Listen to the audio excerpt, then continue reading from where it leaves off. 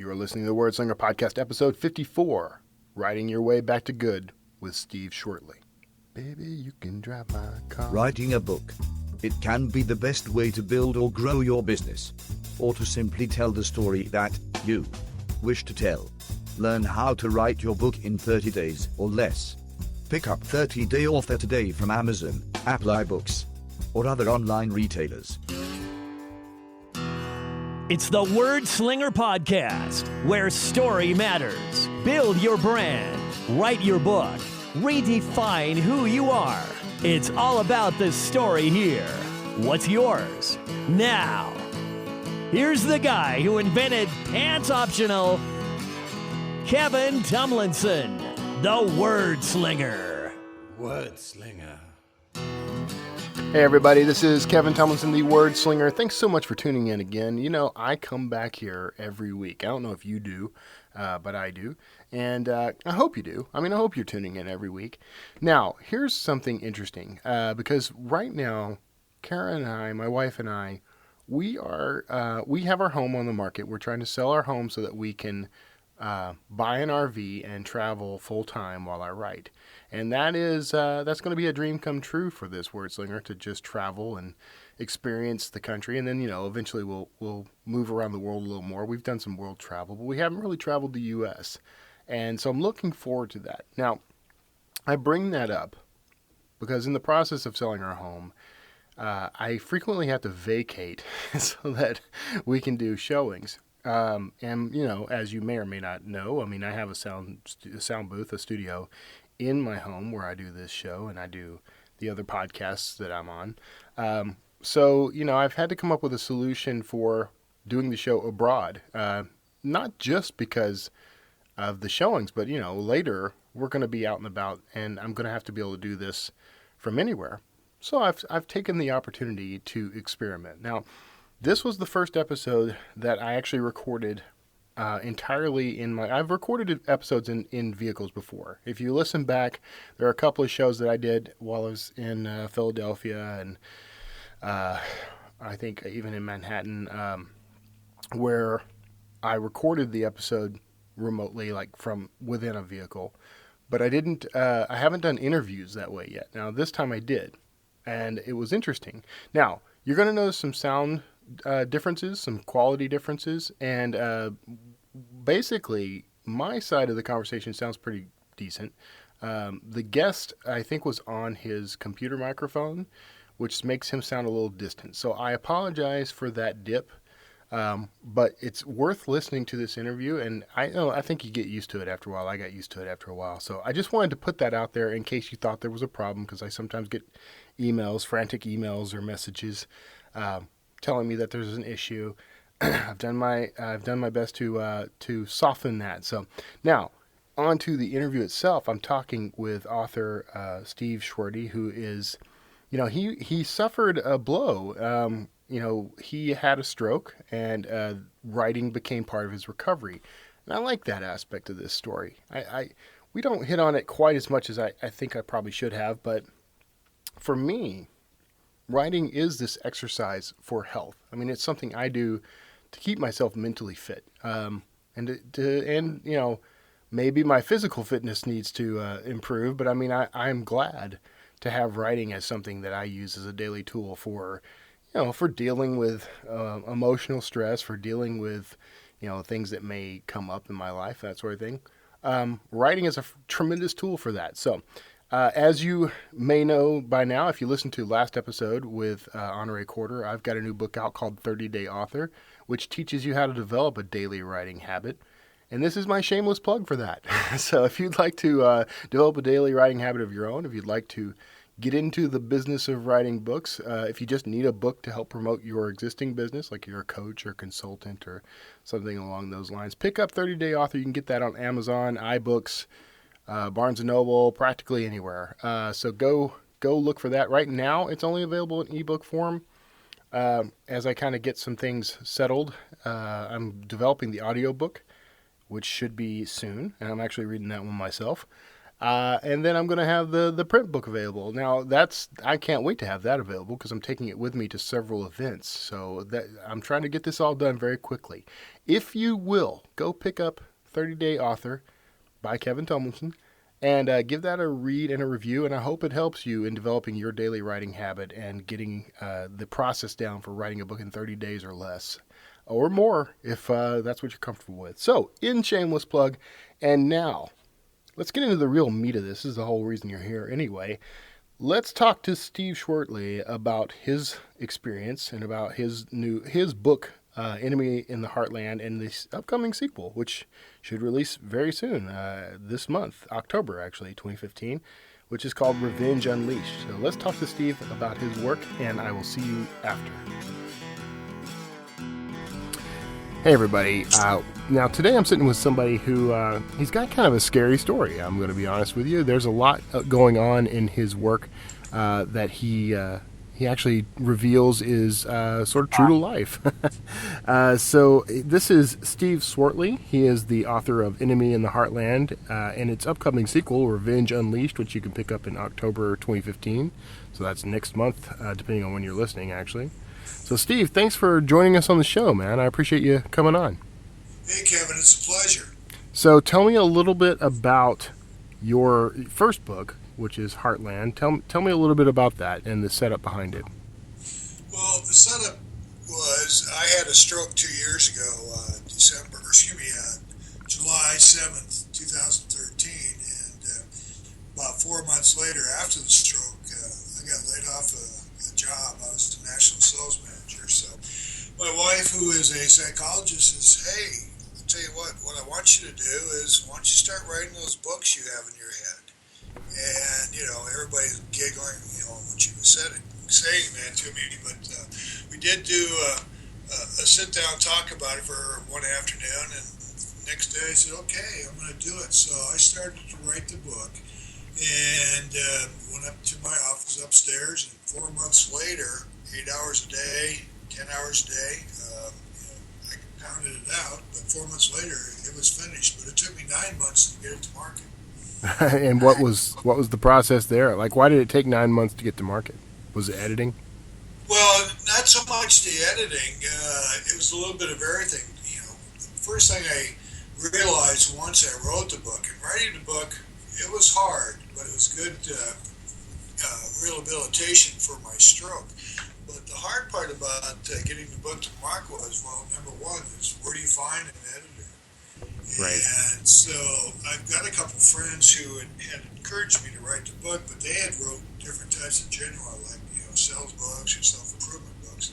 Mm-hmm. Nobody had written a fiction book about drones killing people in the Midwest like I did. So I had to go out, and one of my friends told me go out to a website called Thumbtack, and that's where you'll find an author. So you just don't do it overnight. So I sent out 5 one day and 7 another day. I sent out about 20 inquiries in a week mm-hmm. to editors that were located around the Phoenix area, because I wanted to be able to sit down and talk to them and check them out.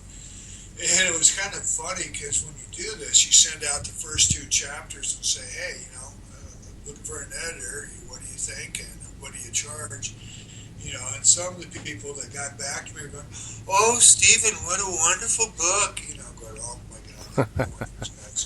And then a couple of people, because of religious beliefs, didn't want to do it, which really surprised me. But the ones that, half of them that didn't want to do the editing, which really surprised me, were people that were saying, well, the book's over 200 pages long. That's too big. I don't want to work on something that big. And I kept saying, well, we'll pay for it. But then, it didn't make any sense to me. I mean, you figure the bigger the better, and more money they make. But they just, I couldn't figure that one out.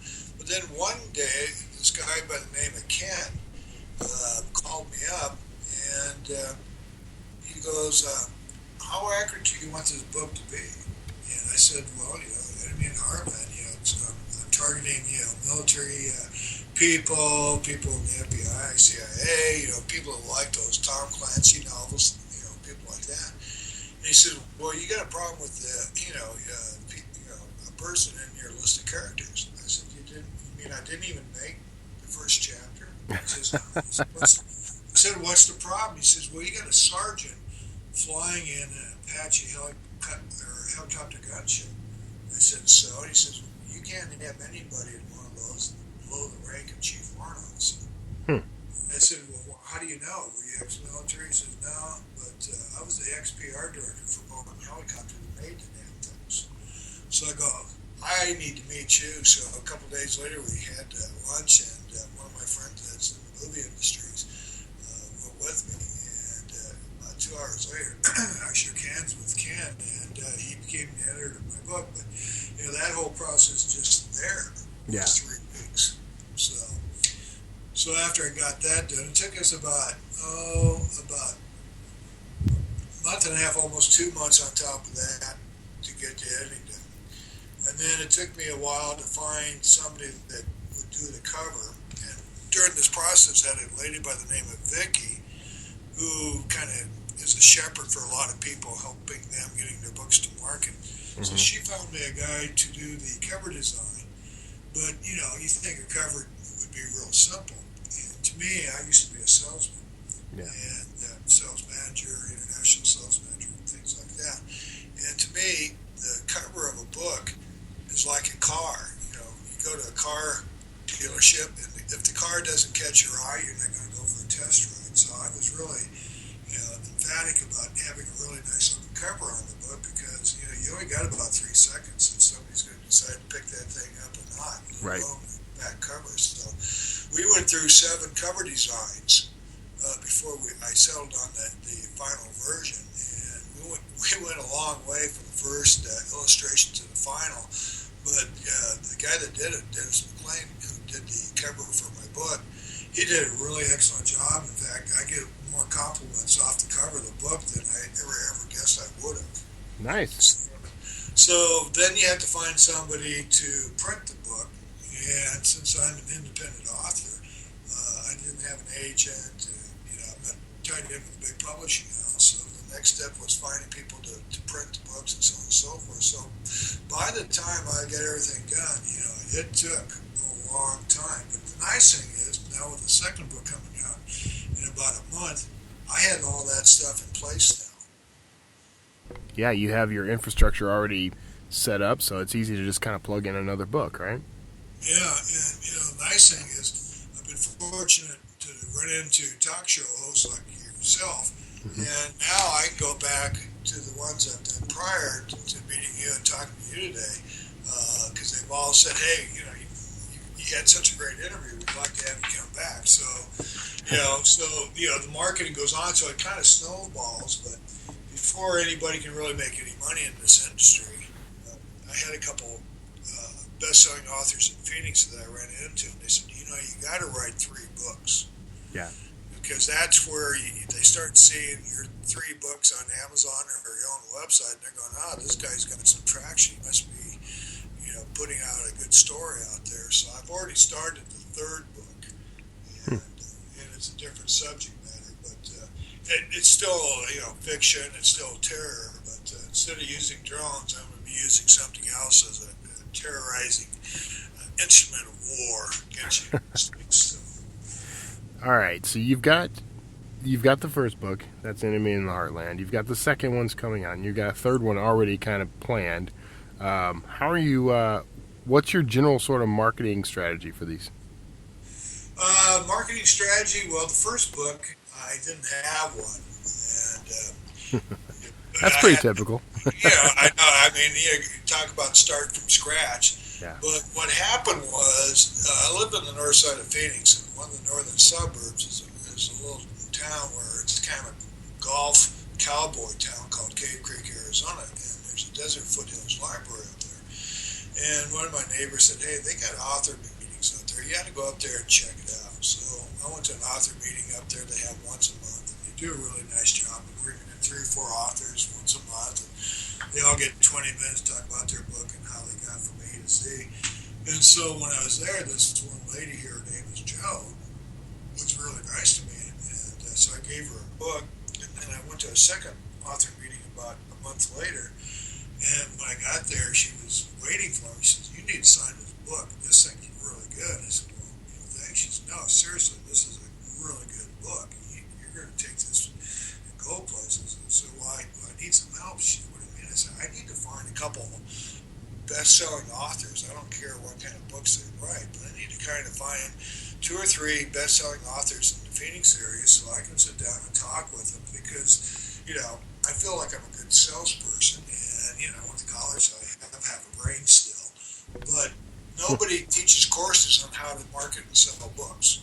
And over the last 7 years, it has changed so much. You know how many bookstores used to be in Phoenix 7 years ago and now?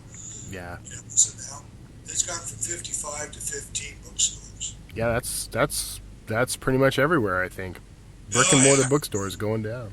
Oh, yeah, they're going down, and Amazon sells, I guess, about 85% of all the books around the world, which is for, having that much power. But there's 5,000 books a day being published. So it's a huge numbers game, and I've been looking up, and someday hopefully we'll be able to look down to the masses, but it's a struggle. Yeah. Oh yeah, I'm right there with you. Me and a few 100,000 other authors who are all trying to make it in this business. So the thing that doing the marketing for the book has made me appreciate one word more than I ever appreciated, and the word is networking. Yeah. And between talk show hosts and such as yourself and other authors and stuff, here's a crazy old man that's getting bald that looks like Al Bundy, married with children, that's now learning how to work the social media networking. It's a little bit different than being a little kid back in Iowa. Yeah, I imagine. So, how are you networking? What are you primarily doing? Well, there's a couple different venues.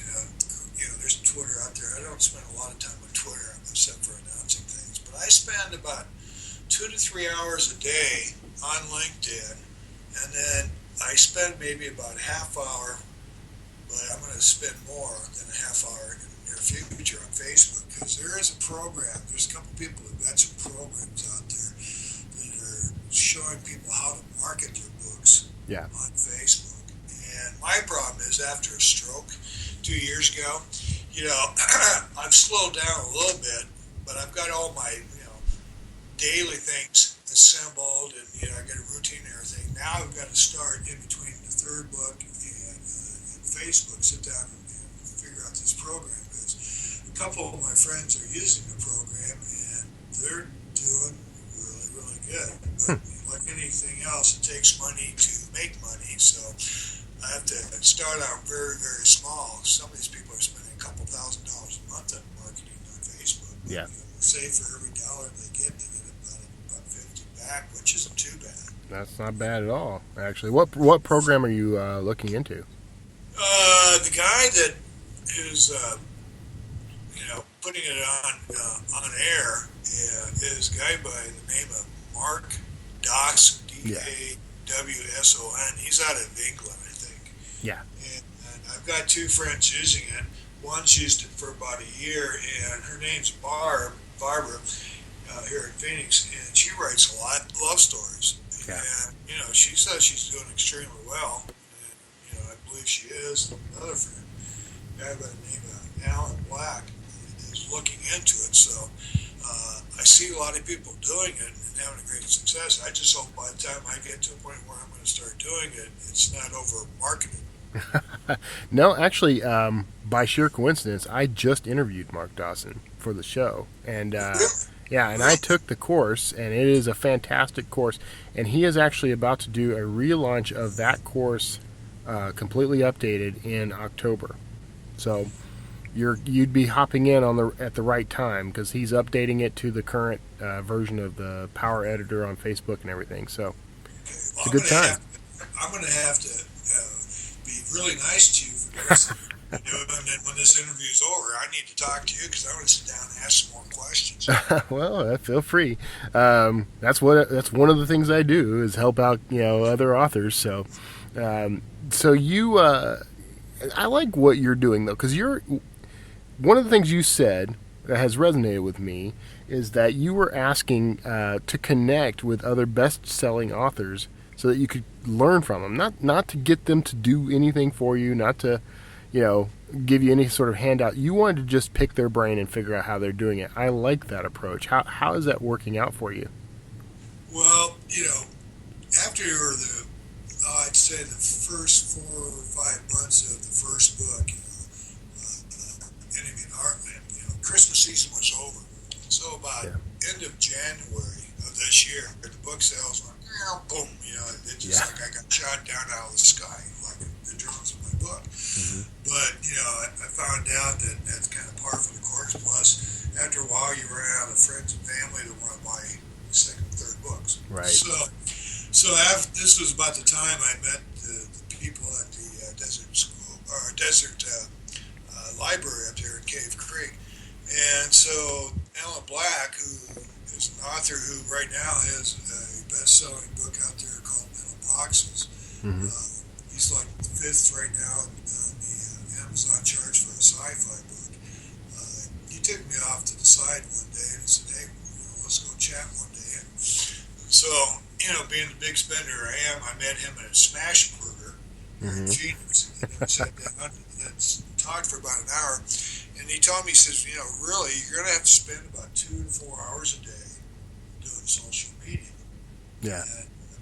And I don't think he's into doing interviews like I am. He's just connecting with other authors and people who are putting on author signing events, things like that. So I've kind of taken a different approach because I figured, well, hey, with good podcasts and good radios, in fact, I've been on national TV now.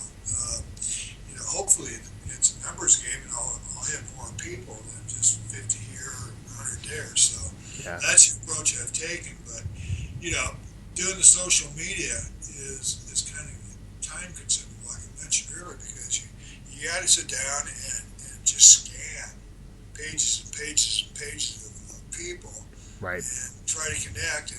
But the one good thing that I will say is you have to sit there and kind of float around with different words. Like I'm working with talk show personalities now. The personality opened up a huge crowd. It's now 12,000 people. Before, like talk show host or radio host or weekend host. I play with different types of combinations of words, but on-air personality is the big one. But the thing that I've done is I've made a bunch of little form letters on a Word document, and I just copy and paste like mad, to people like you, saying, hey, stroke victim come out there, or fiction drone terrorist author, going up the charts or whatever, and I'd copy and paste a couple paragraphs onto the message, and my results are for about every 18, or 20 inquiries that I send out, I'm getting one feedback that wants to do it. Yeah. Which to me, a lot of people say direct mail programs, if you get 3%, that's a fantastic return, and I'm running anywhere between 8 and 10%. Yeah. That's a pretty good return. Oh yeah, and so I just started doing this in May of this year, and so far I've had 21 interviews. Here's the 22nd. I've got 6 more already firmed up for the next 3 weeks, with 8 more that are pending for a time and slot. They're reading the book right now. Yeah. Because I found out one thing very, very early in the game, is that the people that are willing to read my book, I'll send it to them for free, as long as I get it on their show. But they ask the better questions. Yeah, that's it's an investment. There's a mental investment there. Oh yeah, because you can tell the first couple people that I did. The interviews were all over the place. I remember doing one interview for a big talk show, and it was kind of international. Yeah. And all of a sudden, one fellow announcer got on from Harlan, and all of a sudden we're talking about, CIA, the FBI, and how they're going after. I lost control of that interview in a heartbeat. Yeah, there's a certain crowd out there. You know, once you kind of accidentally kick that hornet's nest, they're going to be all over it. Well, sometimes you just never know where the questions are coming from, and every once in a while I'll get on an interview and you think the questions are harmless, and all of a sudden they're going, "Well, this guy's got an agenda." I better, the back of my neck, the hairs are standing up, going, "Oh, where are we going to go on this one?" So, all right. So, do you have like a mailing list or anything, like an email list? Yes, I do. I've got a business one and a personal one, and so whenever I do a show such as yours, I'll tell the people, "Hey, it's going to be live," or "Here's the link to the podcast." Uh-huh. So I do that. I send it out as a tweet, or I'll put it on LinkedIn saying, "Hey, here's the upcoming list of shows." Mm-hmm. Yesterday, I sent out. Must have been close to about 800 emails, both personal and business side, saying, "Hey, here's the next 4 shows I'm doing the next 9 days. So try to catch one if you would." So I'm a man of many talents. I walk dogs. I'm married, and I function as a social media guru now. That's saying something. That even I don't try to function as a social media guru at this point. It's too complicated. Well, the industry has changed so much from what I've been told, and I can even see the change. Yeah. Just being in it this last 2 years, because my book sales right now, I would say, are probably 20 to 1 ebooks versus printed books. Yeah, that's pretty remarkable. Were you expecting that when you published? I had never really thought about it, but I'll tell you the big surprise is when you go onto Amazon, and I tell all my listeners that, hey, once you get done, please write a review, because that's like gold for me, because I've only had the book out for like 9 months now, and I've got 26 reviews, and all but 2 of the reviews are 5-star. So I feel very fortunate about that. But, something magic, I've been told, happens once you get to 50. Because people start noticing you, agents, bigger publishing houses. Because right now, I'm just a minnow out there in the middle of an ocean. Right. But the one thing that I found really, really funny, and I'm still mystified, I'm not sure what to think of it, but when you go in there and look at those reviews, I'd say about 70% of them are written by women. Yeah. And I had never, ever thought that they would be, a type of, well, I shouldn't say focal point. I didn't think that the women would be writing reviews like they have. And they're big reviews. I mean, they're like a page and a half reviews. I'm going, whoa, I'm having a hard time writing 2 sentences or a paragraph for a review for some friends of mine. But I was just really amazed that, the women are reading the book. And I don't know if that means women read more than guys anymore, or they're just more ambitious to put an opinion out there. I don't know. That's a good question, because I discovered along the way that the largest demographic for my books is women.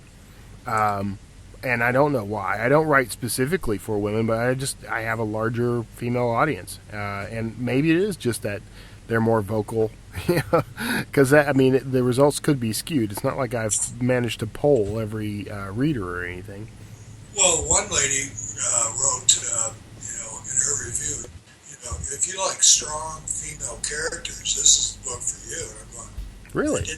I did that? And I'm going, oh yeah, I guess I did. Because the characters are women, and 1 or 2 of them are really badass, if I can say that on your show. Yeah. So, but the way I wrote the book was I had a couple visions in mind. One was 60 degrees of separation.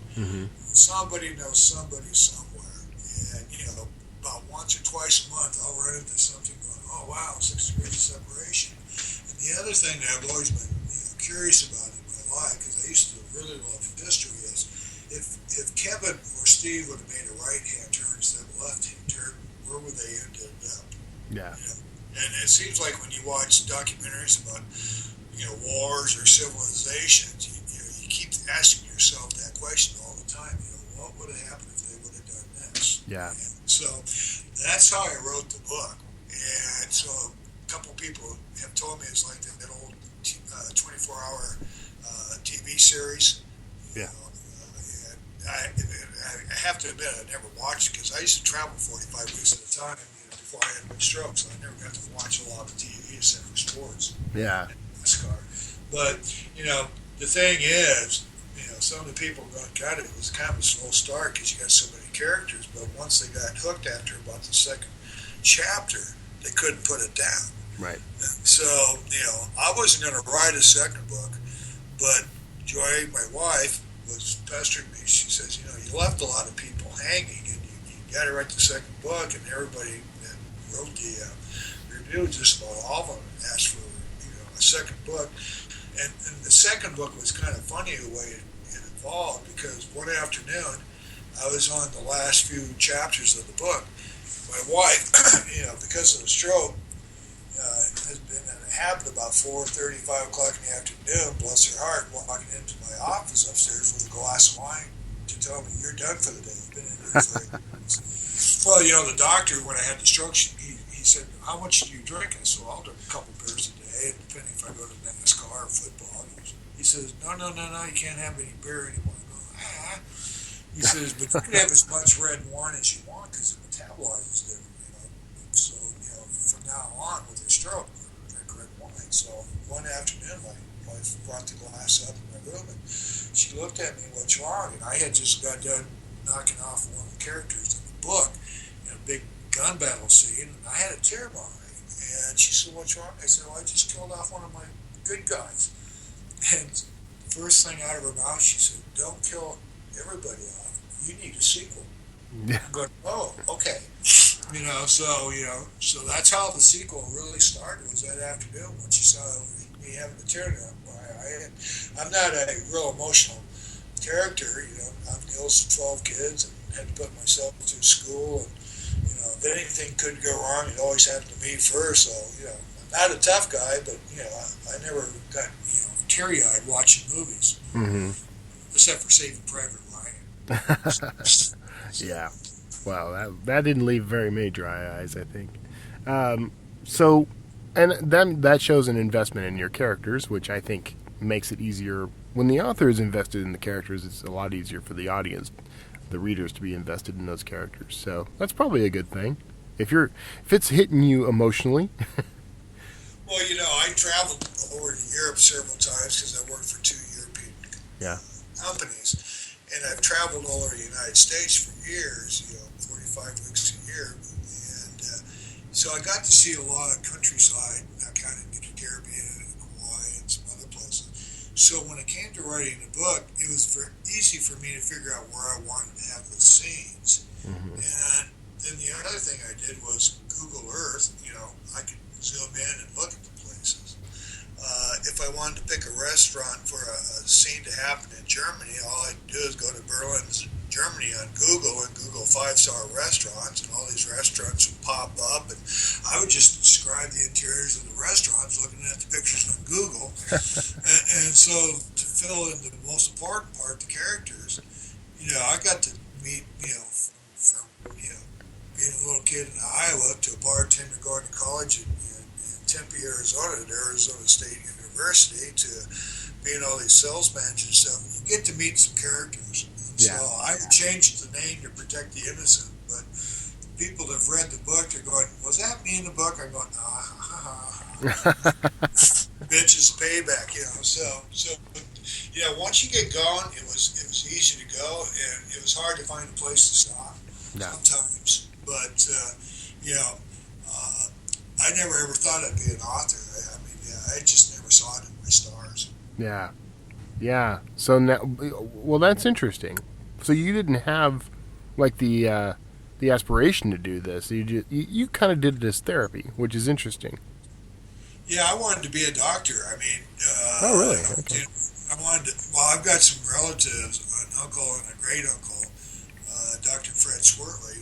One taught surgery at Creighton University in Omaha, and then the other one graduated number one in the class afterwards. But I guess I was watching too much football or tending bar too much, because I never made it. I didn't get to grades go in there. But that was my first aspirations of, when I got to college. And then after that, a friend of mine said, "Hey, go into sales.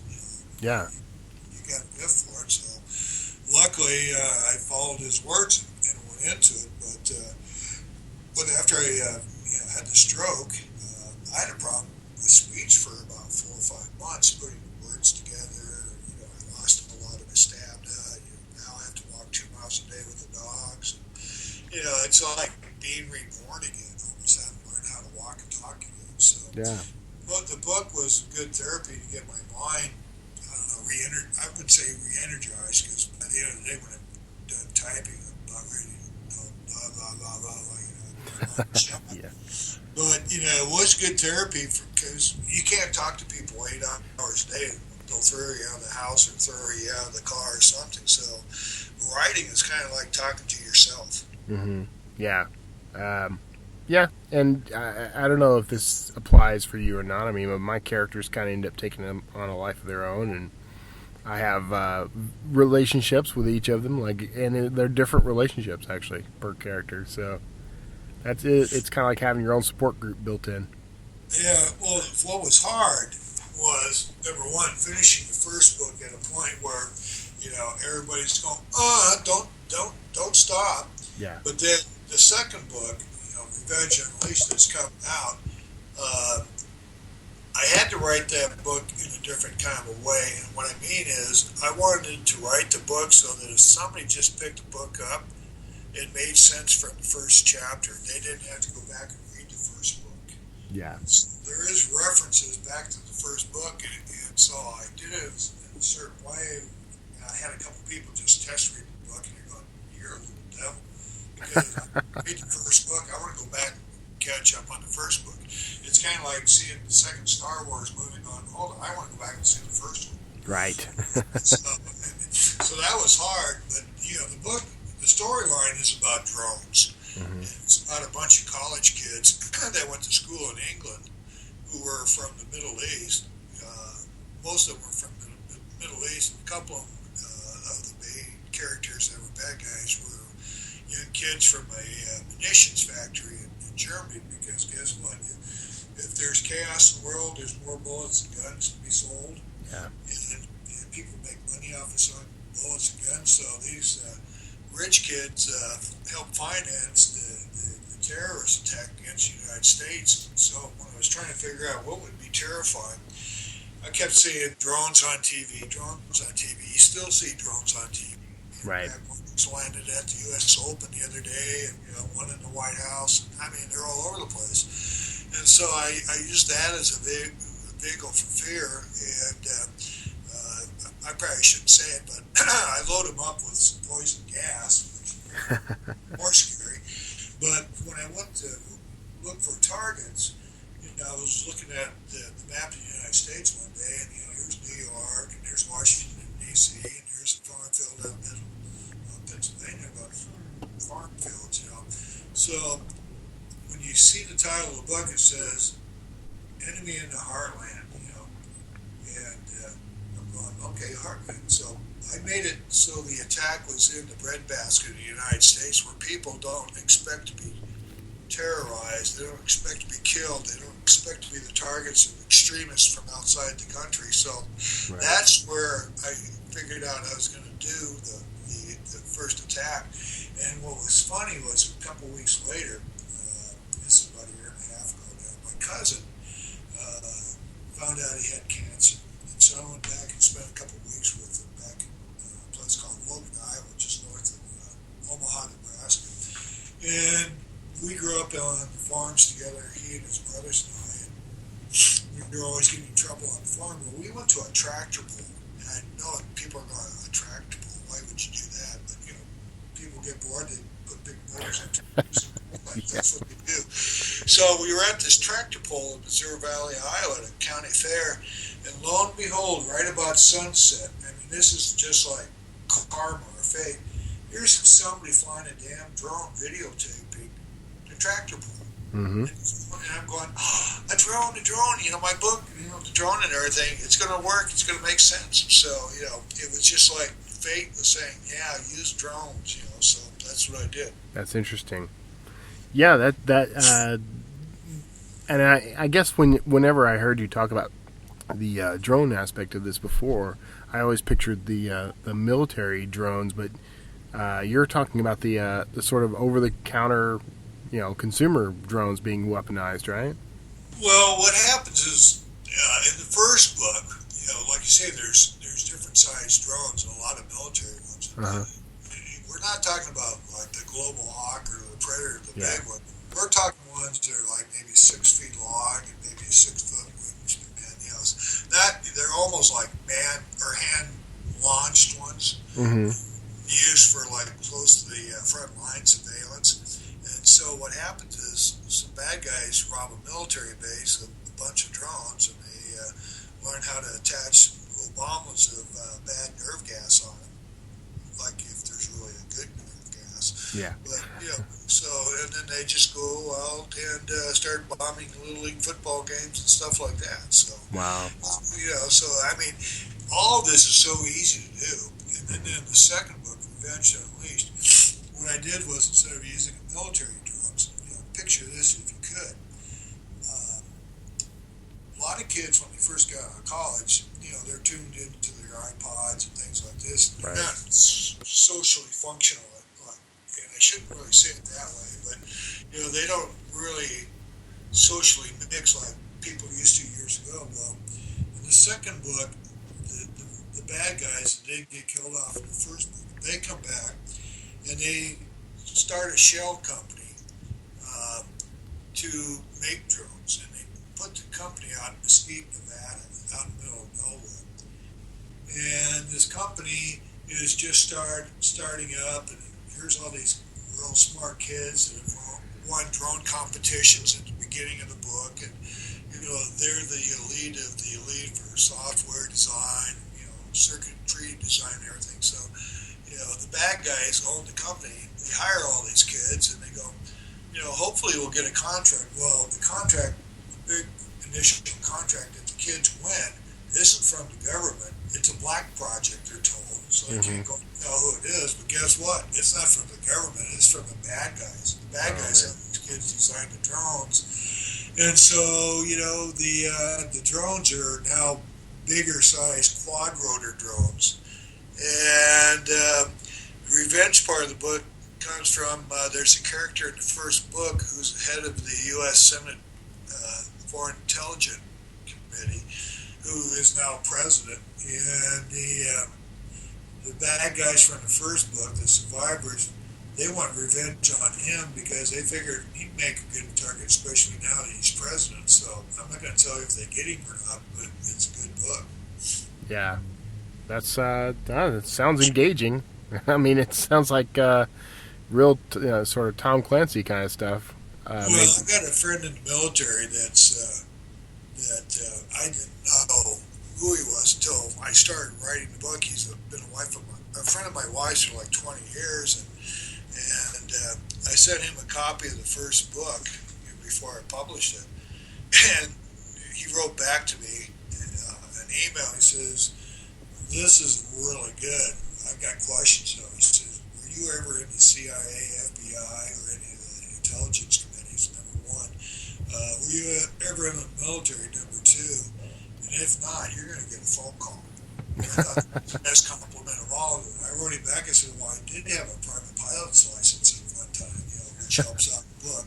So, there's all kinds of different attacks in the first book, not only drones, but there's some other gas attacks and stuff, and I can't go into it because I want you guys to read the book. But I guarantee you one thing, you'll be sitting there with a beer or a glass of wine and a bowl of popcorn. Yeah. Once you go into it. Yeah. That's interesting. So, how about research? I mean, what did you do? You used Google Maps or Google Earth and Google extensively, it sounds like. But, I mean, what other research beyond that did you do?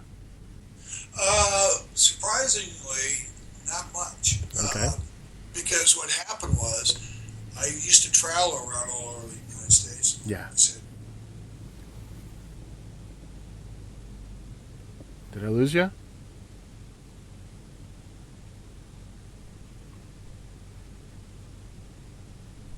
I think I lost you. Hello? You there? Okay. I'm still here. We're back. All right. Slight dropout. So you were saying you were talking about the traveling and as research?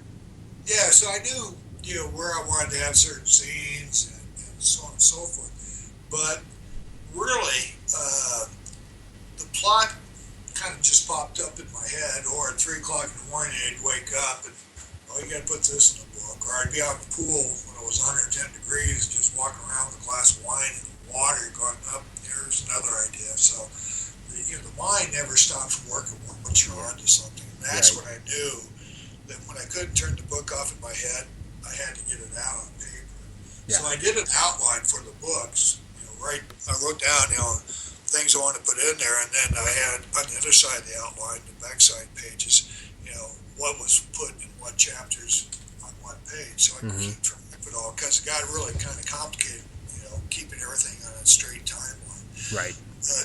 But when you go onto Google, like Apache helicopter, I've seen one, never touched one, but I know what they can do because I sat there and read about their armaments and their different models of the Apache, F-16s. So you can sit back within an hour, you get a pretty good idea of what some of these machines will do, or places, what kind of climates they've got, what kind of hotels, motels, restaurants they've got. So to me, everybody kept saying the hardest thing had to be the people. And well, no, not really, because I'm sure, Kevin, you've never met a bad person in your life.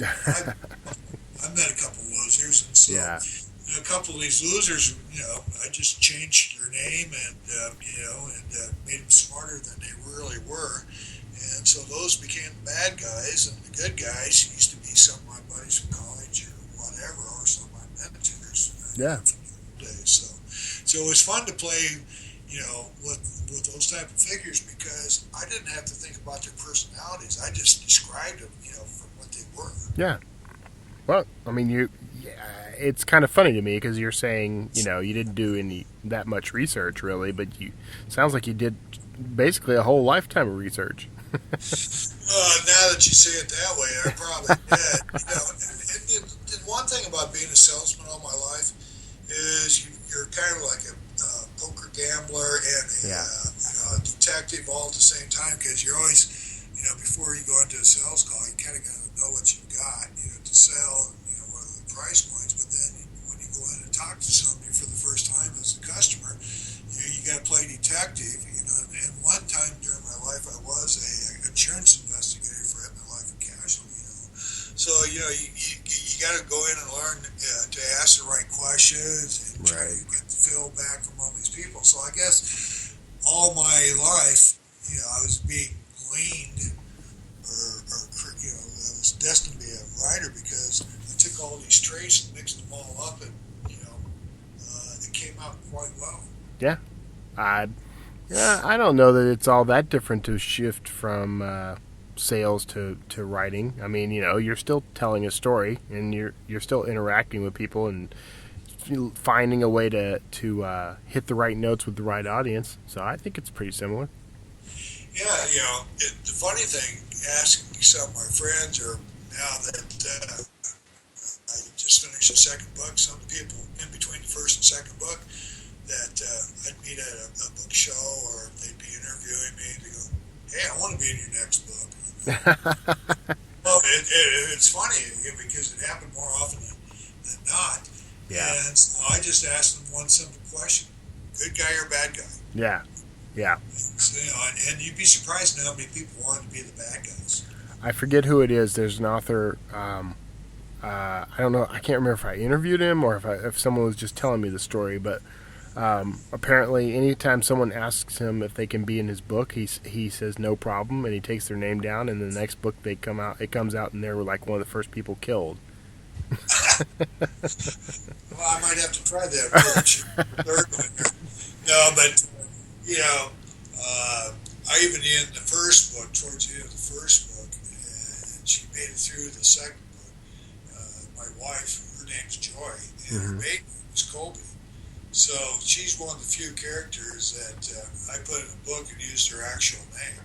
Oh, okay. And, so real strong hit woman for the CIA and kind of a psychic. And I think my wife is kind of psychic because when I pick up the phone to call her, she's already calling me. So I had to put her in the book. But it's really fun to go in there and put characters in there and play with them. Yeah. How far should you push them or not? But this one lady was going. Yeah, I even liked the book. The first book she wrote in her review. The way that the sexual activities in the book came out. I went, what? And then my wife says, well, you had some lesbians in the first book. I go, yeah, but I didn't tell them what they were doing in bed or anything. But the lady said, so strong women are strong women. So it was fun. If it wasn't because I was such a horrible typist, I wish I would have taken typing in high school. But back in the '60s, typing was not a manly subject to take. Yeah. Shop or automotive or something, football. But typing was not cool. Yeah, it's unfortunate. Typing's probably the best skill I took away from high school. Well, I'm really jealous of my wife because my wife, when she types, she's like Stevie Wonder at a keyboard. She'll be sitting there talking to you, and her fingernails, you can hear them just clicking like machine gun. Yeah. Going off, and she does about 180, 200 words a minute. And, when I think I'm doing good, all of a sudden I start screwing up and making spelling mistakes. I'm about a 15 to 30 word person. Yeah. A minute. But, the one thing I will tell people, you got to get an editor because spell check will get you in trouble. Yeah. I will tell you that because there are certain words that I used the wrong word. And the first one that comes to mind is, the word past. He went past something or in the past. And I intermixed those so many times that the guy was going, Stephen, one is motion, one is time. Yeah. And hanger. How do you spell hanger like for an airplane hanger? That's AR, right? HANG. Yeah. But I had ER. Yeah. I can see it. I do that. Spell check was kind of crazy, but the first book turned out to be about 177,000 words. Yeah. And then the second book turned out to about 166, a little bit shorter. It was more ferocious. Yeah. Ferocious. Well, I tell you what, we're up against the time that I told you I would round things off. But I have really enjoyed talking to you, man. I'm interested. I want to see how your books do. I'll be on the lookout when the next one comes out too. When you? I'll get you the next book. All right. In between now and then. All right, sounds like a plan. All right, well, I wish you the best of luck. Thanks for joining us on the show today, and for everyone listening, you can check out. There's a ton of links you're going to be able to check out in the show notes this time around. You can check out his website at StephenSchwertley.com. I knew I was going to butcher that before I got through the whole thing. But you know what? It's going to be a lot easier to just click on the link from the show notes. I'll just tell you that right now. Amazon, just go to Amazon there. You can go to Amazon. I'll have a link to the author page there so everybody can tune in. Stick around, everyone, for the wrap-up just after the show. Steve, thanks so much for joining us, and everyone else, I'll see you all next week. All right, so that was my chat with Steve, and I enjoyed that. Now, the aspects of that really strike home with me, I mean, this idea of, having a stroke and then getting into this work as a means of recovery, that's pretty fascinating to me. I love writing. I mean, I've done this my whole life. I've done this is the moment I was able to pick up a pencil and actually complete a sentence.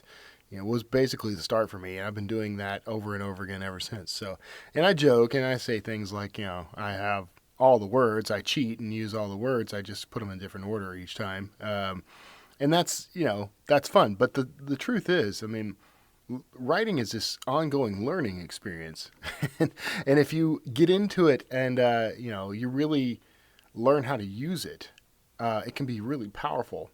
I've watched people use writing to climb, the ladder and become successful in their careers, even if the career had very little to actually do with writing. some of the best CEOs that I know and have worked with are phenomenal writers. And the reason is writing is a function of being able to organize your thoughts and express yourself and communicate ideas, even complex ideas, in a way that people, your audience, can understand. And you tailor it for a specific audience so that it resonates.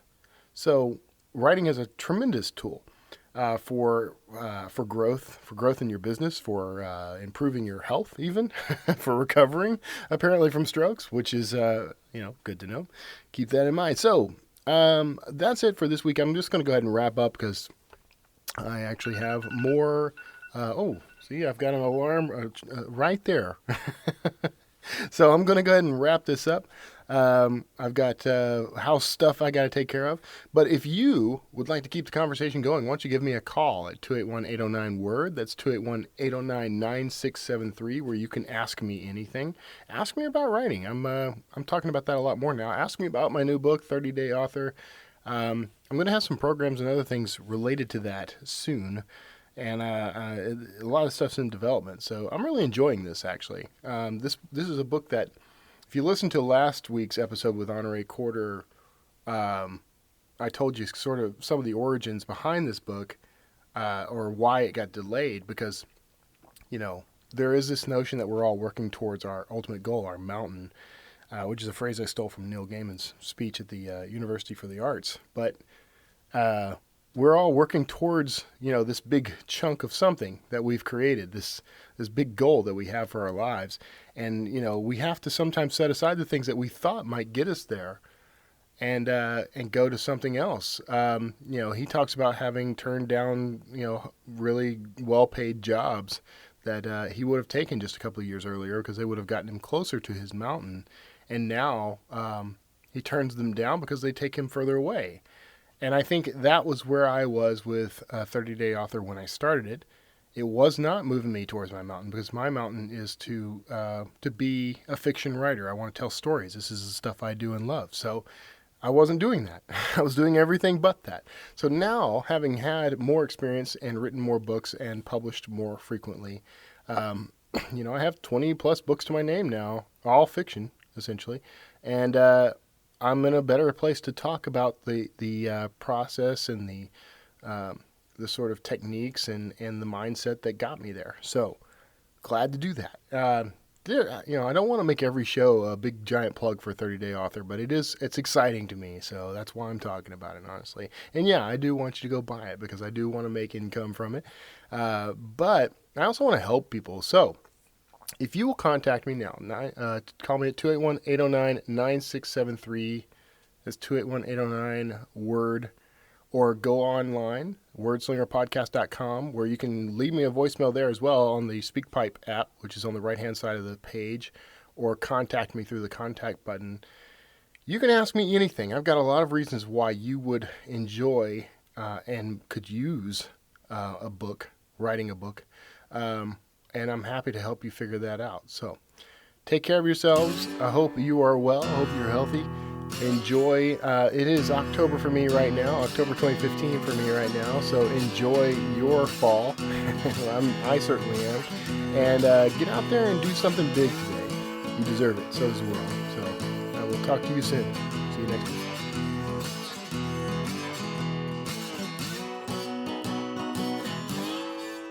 Word Slinger.